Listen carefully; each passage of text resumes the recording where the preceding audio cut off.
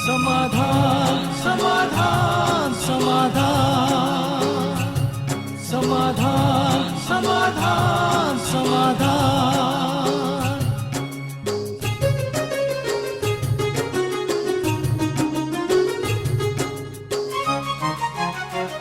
समस्या से उभरना अगर चाहे इंसान, स्वयं के संग सर्व का वो दिल से करे सम्मान। कहता है ये समाधान समाधान समाधान। समस्या से उभरना अगर चाहे इंसान, स्वयं के संग सर्व का वो दिल से करे सम्मान। कहता है ये समाधान समाधान समाधान समाधान समाधान समाधान।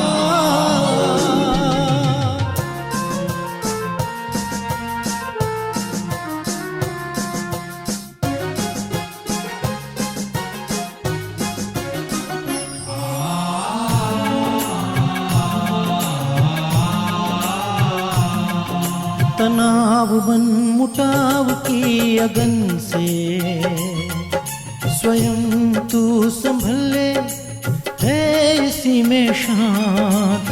दूरियां दरारे मिटाए मन से, जीवन बन जाएगा खुशियों की खान खुशियों की खान। कहता है ये समाधान समाधान समाधान। नमस्कार, आदाब, सत श्री अकाल मित्रों, स्वागत है एक बार पुनः आप सभी का समाधान कार्यक्रम में। मित्रों, जब हमारे घर में मकड़ी का जाला लग जाता है तो हम झाड़ू से उसे निकालते हैं, और जब झाड़ू से निकालते हैं तो वो जाला जो है वो झाड़ू में ही चिपक जाता है। घर तो साफ हो जाता है लेकिन झाड़ू से वो चिपक जाता है। ठीक वही हाल हमारा होता है जब हम दूसरों के अवगुण देखते हैं, बुराई देखते हैं। उसका तो जाला शायद साफ हो जाता है लेकिन वो जाला हमारे अंदर चिपक जाता है। तब हम झाड़ू बन गए होते हैं, सामने वाले की सफाई कर रहे होते हैं। चलिए उसकी सफाई होती है या नहीं होती वो एक अलग बात है, लेकिन वो बुराई, वो अवगुण हमारे घर में, हमारी चित्त में अवश्य ही आ जाता है। इसीलिए संतों ने कहा है कि दूसरों की बुराई मत देखो, दूसरों के अवगुण न देखो। और हम भगवान से भी तो गाते रहे हैं ना कि हे प्रभु मेरे अवगुण चित्त ना धरो। जब हम भगवान से ये कहते हैं कि आप मेरे अवगुणों को चित्त में न रखो, तो फिर यही काम हम क्यों नहीं करते? हम भी तो ईश्वर की संतान हैं, भगवान के बच्चे हैं। तो दूसरों के अवगुणों को देख के हम अपने चित्त में ना धरें, अपने घर में उसे प्रवेश ना होने दें। लेकिन ज्यादातर होता ऐसा ही है कि आसपास अपने घर में, परिवार में, संबंधियों में, या फिर जो हमारे सहकर्मी हैं उनकी बुरी आदतों पे ही हमारी नजर चली जाती है और वो हमारे अंदर घर करते चले जाते हैं। ये भी एक बहुत ही गुह्य और सूक्ष्म सा सिद्धांत है मित्रों, इसीलिए इस पे भी बहुत गहराई से ध्यान देने की आवश्यकता है कि हम देखें तो अच्छाइयां ही देखें, गुण ही देखें, बुराइयां ना देखें। और यदि बुराइयां दिख भी गईं तो उसे अपने चित्त में ना धरें, ताकि हमारा चित्त भी शुद्ध हो, शीतल हो, शांत हो और हमारा व्यवहार ना बिगड़े। क्योंकि जब हम अवगुण देख लेते हैं तो व्यवहार तुरंत बिगड़ जाता है, क्योंकि जो चीज अंदर होगी उसी के अनुरूप ही तो हमारा व्यवहार होता है ना। तो ऐसी सुंदर बात के साथ और इसी संकल्प के साथ कि हम दूसरों के गुण ही देखेंगे, किसी के अवगुण चित्त पे नहीं धरेंगे, आज के समाधान की शुरुआत करते हैं और स्वागत करते हैं आदरणीय भ्राता जी का। भ्राता जी बहुत बहुत स्वागत है। Thank you. एक विशेष चीज भ्राता जी, प्रभु से निरंतर हम गाते हैं कि चित्त में न धरो मेरे अवगुण, लेकिन हम वही कार्य करते हैं। बिल्कुल, इसलिए करते हैं कि डरते हैं कि भगवान ने अगर हमारे पाप और अवगुण देख लिए तो सजा दे देगा बहुत ज्यादा। ये डर भी जरूरी है ताकि हम सुधरे रहें। परंतु मनुष्य की जो नेचर हो गई है, बहुतों की निगेटिविटी इतनी है बहुतों में कि वो उनको दूसरों के बुराइयों के अलावा कुछ दिखता ही नहीं है। कितना भी अच्छा काम किया हो, वो अच्छे 90% अच्छे काम को अलग कर देंगे और 5-7% कुछ ना कुछ ढूंढ लेंगे उनमें, ये गड़बड़ है, ये गड़बड़ है। जैसे पीछे हमने चर्चा की थी, एक बच्चा हमारे पास लाया गया, कहा ये बहुत नेगेटिव है, मतलब 90% नेगेटिव ही ढूंढ लेता है हर चीज में, घर में, हर चीज में, टीचर में, अपनी मैडम में और अपनी किताबों में या टीवी में, सब बहुत नेगेटिव हो गया।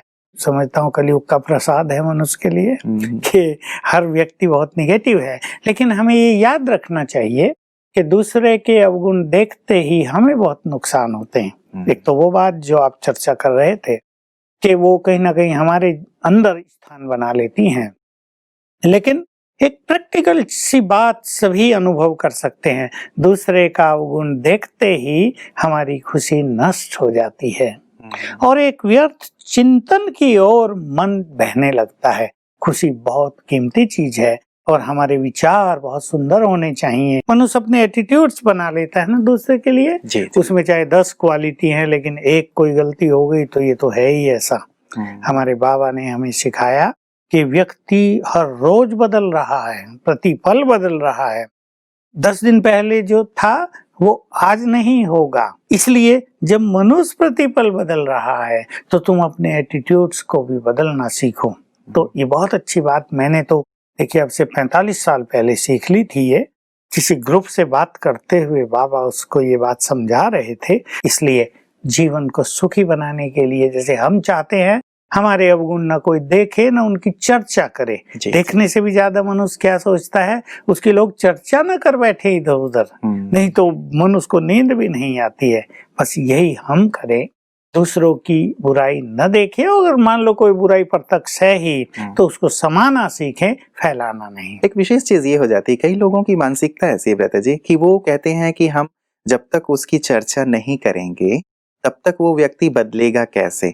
तो ये वाली बात जो कही जाती है, इस बात से आप कितना इत्तेफाक रखते हैं? देखिए ऐसा है, हम अपने बारे में सोचें। मान लो हमने आज क्रोध में बहुत बुरा अपनी माँ को बोल दिया, अभी हमारी चर्चा लोग कर रहे हैं चारों ओर, तो चारों ओर चर्चा हो रही है, उसका इफेक्ट ये तो हो जाएगा कि हमें ऐसा लगेगा यार ये तो बहुत बुरी बात हो गई, हमारी बदनामी हो रही है चारों ओर। बदलने के लिए तो बदलने की श्रेष्ठ इच्छा होनी चाहिए, हमारे अंदर राज्यों का बल होना चाहिए, यानी मनोबल बहुत बढ़ा चढ़ा हो, इतना बढ़ा चढ़ा हो कि जो चीज हम अपने में रियलाइज करें ये गलत है उसको तुरंत चेंज कर पाए।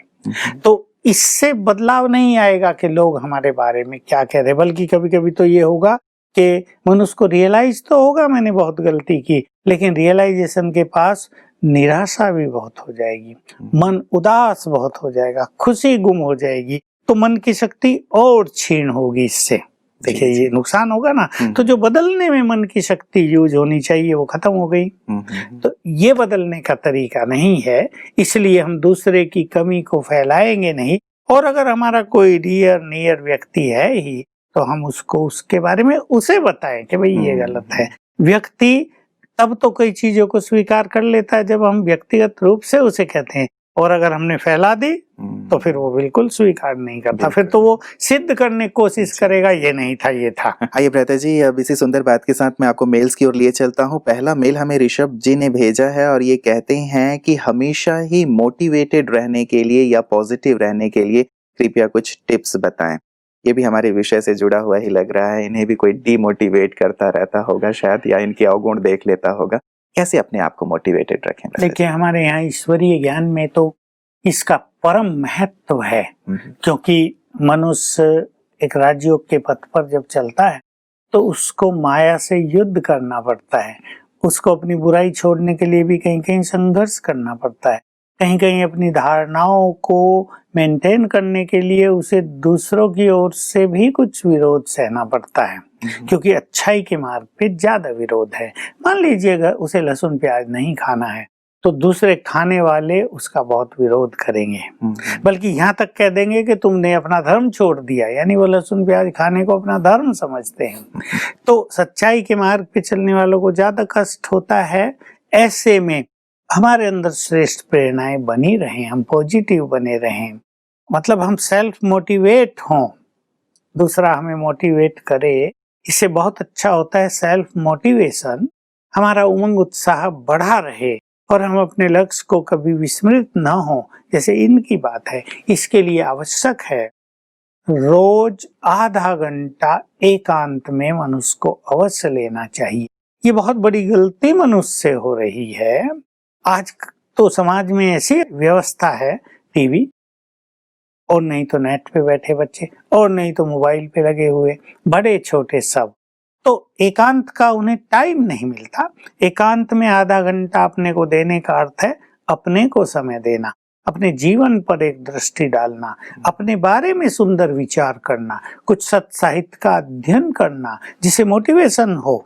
तो एकांत और अच्छे साहित्य का अध्ययन करना है। और हमारे पास तो हम कहते हैं बहुत सारी सुंदर क्लासेज की सीडीज हैं, बहुत अच्छे गीतों की सीडी हैं, उन्हें सुना जाए। तो एक आधा घंटा रोज अपनी दिनचर्या से अवश्य इन्हें निकालना पड़ेगा, जिसमें ये स्वयं से बात करें बहुत सुंदर सुंदर, अपने श्रेष्ठ स्वमान का अभ्यास करें, तो इनकी ये समस्या दूर हो जाएगी। कई लोग यदि डिमोटिवेट कर रहे हैं प्रथा जी, तो फिर विशेष करके क्या किया जाए? वही कि अगर हमारे पास श्रेष्ठ संकल्पों का बल है, अगर हमारे पास स्वमान का बल है, तो दूसरों के शब्दों को हम न्यूट्रल कर देंगे अपने सुंदर संकल्पों के द्वारा।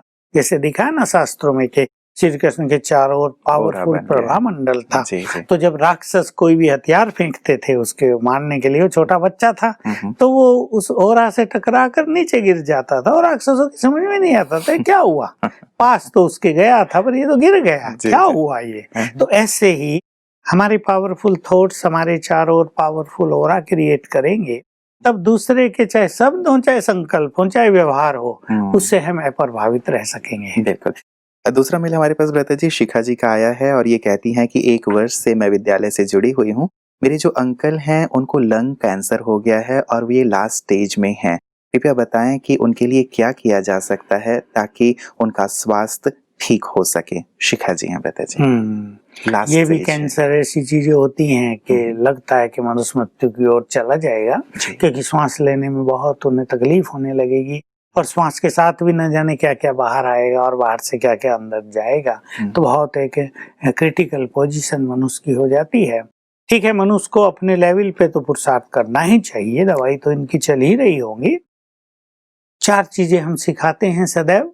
1, सोने से पहले जब बिल्कुल इनको नींद आने को हो, तब ये 5 बार संकल्प करेंगे, मेरा कैंसर बिल्कुल ठीक हो गया है, मेरे लंग्स बहुत स्ट्रांग हो गए हैं, मेरे लंग्स बिल्कुल परफेक्टली काम कर रहे हैं, मैं कैंसर से मुक्त हूँ, ये संकल्प।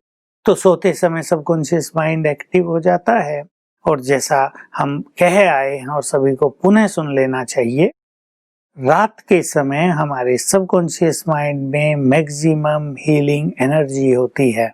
यानी रात को हमारा सबकॉन्शियस माइंड, वो कहते हैं ऐसा मनोवैज्ञानिक, कि ये सुप्रीम सर्जन है, उसे पता है कि बीज कहाँ है उस रोग का, वो उसे नष्ट करने में लग जाएगा। तो ये 5 बार अगर संकल्प करेंगे, 5-7 बार भी हम इसलिए कहते हैं कि ये कमांड सबकॉन्शियस माइंड ग्रहण कर ले। इसका कारण भी यह है कि आजकल लोगों का मन बहुत निर्बल है, तो सबकॉन्शियस माइंड भी निर्बल ही है। तो 5 बार करने से सबकॉन्शियस माइंड उसे कमांड रूप में स्वीकार कर लेगा और सारी रात फिर हीलिंग करेगा, ठीक करेगा। तो पहली चीज तो इन्हें ये करनी। दूसरी चीज, इन्हें चार्ज करके कोई पानी दे, पानी को दृष्टि दें, 7 बार संकल्प करें, मैं परम पवित्र आत्मा हूँ। रोगों के लिए खास ये संकल्प, पानी चार्ज हो जाएगा, ये थोड़ा थोड़ा पिए। 2-4 गिलास पानी इन्हें चार्ज करके दे दे बोतल में और ये पीते रहें उसको। तीसरी चीज, ये अपने लंग्स को एनर्जी देंगे, जैसे हम ब्रेन को एनर्जी देना सिखाते हैं। जी। मैं मास्टर सर्वशक्तिवान हूँ, 3 बार याद करके अपने दोनों हाथ लंग्स पे रख लेंगे, लेट जाएं या बैठ जाएं, और बिल्कुल आंखें बंद कर ले, फील करें ये पावरफुल एनर्जी मेरे लंग्स को स्ट्रॉन्ग कर रही है, नॉर्मल कर रही है, कैंसर के सभी वायरस नष्ट हो रहे हैं। 1 मिनट ऐसा रखेंगे, फिर दोबारा करेंगे, मैं मास्टर सर्वशक्तिवान हूँ, फिर हाथ रखेंगे 1 मिनट। ऐसा 10 मिनट सवेरे कर लें, 10 मिनट शाम को, स्वयं कर लें, इनको ये सिखाया जाए। चौथी बात, कोई भी इनके लिए 1 घंटा योग अभ्यास करे, बहुत अच्छा स्थिरता के साथ संकल्प कर दे ये योग अभ्यास इस आत्मा के लिए, इस पे जो रोग आया है वो इसको नष्ट करे। और उसको भी चाहिए कुछ 1-2 चीज मैं और कह देता हूँ। ये जो इनका अंकिल है, पेशेंट है, ये उन आत्माओं को, उन मनुष्यों को क्षमा कर दे जिन्होंने इनको कष्ट दिया, उन आत्माओं से क्षमा याचना कर ले जिनको इन्होंने कष्ट दिया। ये दोनों चीज हम सिखाते रहते हैं, क्योंकि कहीं ना कहीं पास्ट के बैड वाइब्रेशंस काम करते रहते हैं। हमें क्षमा मांग भी लेनी है, क्षमा कर भी देना है। कई बार ऐसा होता है किसी ने हमें जीवन में बहुत सताया है, उसका जो दबाव है, उसका जो निगेटिव प्रभाव है, मनुष्य को उदास करता रहता है। इस व्यक्ति ने मेरा जीवन बर्बाद कर दिया, ये न होते तो मेरा जीवन बहुत सुंदर होता, कैसा मेरा दुर्भाग्य था। तो ये निगेटिव एनर्जी आती रहती है मनुष्य के मन में। उसे क्षमा कर दो, तुमने जो कुछ किया तुम्हारे साथ ओके, हम तुम्हें दुआएं दे रहे हैं, सुखी हो जाओ, क्षमा कर दो, तो ये निगेटिव एनर्जी कट जाएगी, खत्म हो जाएगी। ये भी काम इन्हें करने हैं। साथ में एक दूसरा संकल्प भी करना है, सवेरे करना है उठते दूसरा संकल्प करें, अपने पुण्यों का आह्वान करें कि मैंने इस जन्म में या पिछले जन्म में और उससे पिछले जन्म में जो भी पुण्य किए हैं, मेरे सब पुण्य आकर मुझे मदद करो। तो इसके पुण्य भी एक साथ काम करने लगेंगे। तीसरी चीज मुझे याद आ गई, वो मैं कहना चाहता हूँ, कोई बहुत पुण्य आत्मा हो इनके परिवार में, कोई कन्याएं हो, कोई पवित्र आत्मा हो अच्छी, कोई राजयोग करने वाला हो, तो वो अपने समझो 1 मास के पुण्य इनको दान कर दे। कैसे? ये भी बहुत सुंदर चीज है। पर संकल्प करें कि मैंने 1 मास में जो भी पुण्य किए मैं इस आत्मा को दे रही हूँ, इससे इसका कल्याण हो, इससे इसकी बीमारी ठीक हो जाए। तो इन सब चीजों का मिला जुला इफेक्ट, और 4 वो स्पिरिचुअल प्रैक्टिस, जी इनको निश्चित रूप से बाहर निकालेंगे। और इनको कॉन्फिडेंस रखना है और ये शुभ संकल्प अपने लिए रखना है कि मेरा कैंसर अब बिल्कुल ठीक होगा, मैं फिर से नॉर्मली व्यवहार करूंगा, काम करूंगा। है अपने लिए शुभ कामना, शुभ भावनाएं रखना भी बहुत आवश्यक होता है। कई अपने लिए भी वो निगेटिव भावना रख लेते हैं, लगता अब तो मैं मरा, अब तो गया, मेरे परिवार का क्या होगा, अरे मेरे बच्चे तो छोटे, इनका सब क्या होगा, पता नहीं मैंने क्या पाप किए, प्रभु मुझे क्षमा करो, ये करते रहते हैं। ये नहीं, बहुत शुभ कामना अपने लिए। तो अपने लिए शुभ कामना और शुभ भावनाओं के सुंदर वाइब्रेशंस भी हीलिंग एनर्जी का काम करते हैं। बिल्कुल बिल्कुल, मतलब एक पॉजिटिव रहें, वो भी अपने अंदर एक आशा और विश्वास का दीप जलाए रखें। और एक नई बात आपने कह दी है ब्रदर जी कि हम अपने पुण्य का भी ऐसे दान ऐसे कर सकते हैं। तो हमारे सभी दर्शक भी मिलके जब योग करते हैं जरूर अपने 1 दिन के पुण्य का दान कर जैसी ऐसी जो आवश्यक आत्माएं हैं जिनको जरूरत होती है उन्हें जरूर किया जा सकता है। जो लोग रामायण प्रेमी हैं, जिन्होंने रामायण पढ़ी और ध्यान दिया हो, जी राम जब किसी भी ऋषि के पास पहुंचते हैं वनवास काल में, उसके आश्रम में ठहरते हैं और सब कुछ अच्छा होता है, तो जब वो विदाई लेते हैं तो वो ऋषि उन्हें अपनी तपस्या का बल दान करता है। ये बहुत जगह दिखाया वहाँ कि ऋषि से जब विदाई ले रहे गौतम ऋषि या दूसरे ऋषि, तो ऋषि कहते हैं मेरी संपूर्ण तपस्या तुमको अर्पित है हे राम। क्योंकि उन्हें बड़े काम करने थे, उन्हें पता था इन्हें राक्षसों का संहार करना है, तो वो ये बल उन्हें उनके साथ रखना चाहते थे। ऐसे ही बहुत सारी योगी आत्माएं अपने योग का बल यदि किसी व्यक्ति को देते हैं तो उसके कार्यों में सफलता होगी ही। बिल्कुल बिल्कुल, और ये कार्य हम लोगों को करना ही चाहिए, क्योंकि ऐसी तकलीफ में जो आत्माएं हैं सहज रूप से उसे बाहर निकल सकें। लता जी, कैंसर की बहुत सारी बातें जैसे हमारे पास आती हैं, लंग्स की कैंसर हो या दूसरे कैंसर की बात हो, कुछ ऐसे अनुभव अभी रिसेंटली क्या आपके पास आए हैं जिन्हें कैंसर था, योग का और ये सारी प्रैक्टिसेस जो आप बताते हैं उन्होंने ये प्रैक्टिसेस किए और बाहर आ गए अपने कैंसर से पूरी तरह? बिल्कुल, ये तो मेरे पास अच्छे अनुभव आते रहते हैं। अभी भी मैं समझता हूँ 1 मास के अंदर भी कम से कम 3 लोग ऐसे आए होंगे जिन्होंने कहा हमें कैंसर था और हमारा बिल्कुल ठीक हो गया। मैंने शायद कहीं दूसरे साथियों को बताया था कि भाई इनको धन्यवाद दो, देखो इसका कैंसर बिल्कुल ठीक हो गया है। तो ये बिल्कुल सच्ची बात है कि दवाई भी चलती रहे और स्पिरिचुअल प्रैक्टिस भी चलती रहे तो इस रोग से निदान पाया जाता है। बिल्कुल, मतलब विश्वास रखा जाए और विश्वास के साथ ये सारी चीजें की जाए। हमारी भी शुभकामना रहेगी ब्रता जी इनके साथ कि इनका भी जो रोग है जल्दी से ठीक हो जाए। अगला मेल हमारे पास ब्रता जी पूनम जी ने भेजा है, कहती हैं कि मैं PhD कर रही हूँ लेकिन मेरे सामने हमेशा ही बहुत सारी समस्याएं आती रहती हैं। मेरा कोई भी काम ठीक से नहीं बनता है। ये मेरा पिछले 15 साल का अनुभव है कि जिस काम में भी मैं हाथ डालती हूँ वही काम बिगड़ जाता है।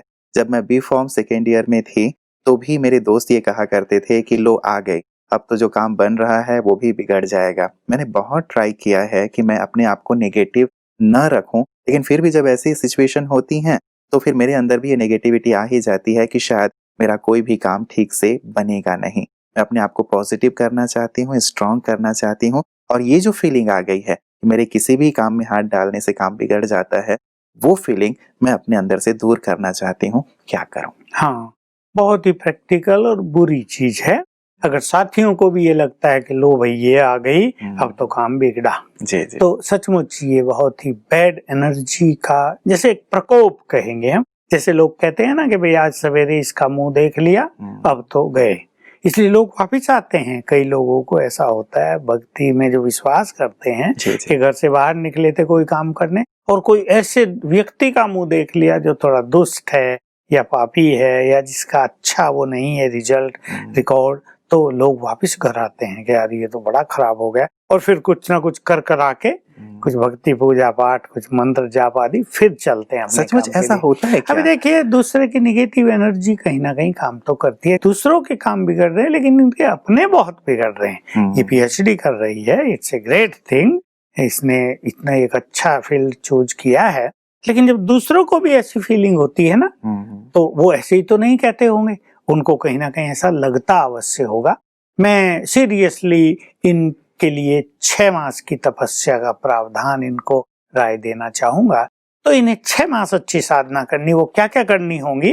देखिए, एक तो रोज सवेरे इनको उठना है, मतलब ये उसको प्रायोरिटी दें, बहुत महत्व दें कि मुझे 4 बजे उठकर बहुत अच्छे संकल्प स्वयं से करने हैं, स्वयं को स्वमान में स्थित करना है, अपने परम पिता से बातें करनी है, उसे ब्लेसिंग्स लेनी है। विशेष रूप से सवेरे उठकर ये इस तरह संकल्प करेंगी, मैं मास्टर सर्वशक्तिवान हूँ, विघ्न विनाशक हूँ, सफलता मेरा जन्म सिद्ध अधिकार है, मैं बहुत भाग्यवान हूँ। इसके सुंदर प्रकाश के लिए भ्राता जी आपका बहुत बहुत शुक्रिया।